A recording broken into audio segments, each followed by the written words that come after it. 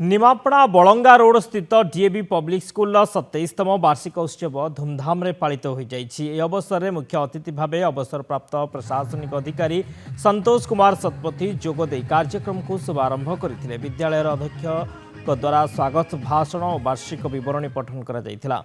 वार्षिक उत्सव परिप्रेक्षी में चलित वर्ष कृतित्व अर्जन करिथिबा 34 ऊर्ध्व छात्र छात्री को पुरस्कृत करा जायथिबा बेले पिलांक फलाफल पई अक्लांत परिश्रम करिथिबा 20 ऊर्ध्व शिक्षक शिक्षयित्री माननकु मध्य अतिथि माननक द्वारा संबोधित करा जायथिला। अन्य अतिथि माननक मध्य पुरी केंद्रीय विद्यालय अध्यक्ष अशोक कुमार महांती, पुरी डीएवी स्कूल अध्यक्षा ज्योत्सना मंगराज, वरिष्ठ समाजसेवी महेंद्र सिंह भाटिया, जोगेंद्र साहू प्रमुख उपस्थित रहिथिले।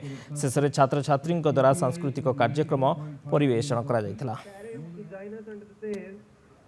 We also take this opportunity to warmly acknowledge the gracious presence Mr. Rabindranath Pari Class 12 and Kasturi Patnaik Mr. Anusaya 84.5 Pradhan, our esteemed parents, electronics represent members. पढुचंती electronics Your presence private school government school भितर Nimapada DAV school सबुठाउ एक number school हम से principal लगी लगी सब teacher मन लगी आउ 2 ରୁ 3 वर्ष भीतर आम नंबर 1 हबु ही एनुअल फंक्शन प्रति वर्ष एनुअल फंक्शन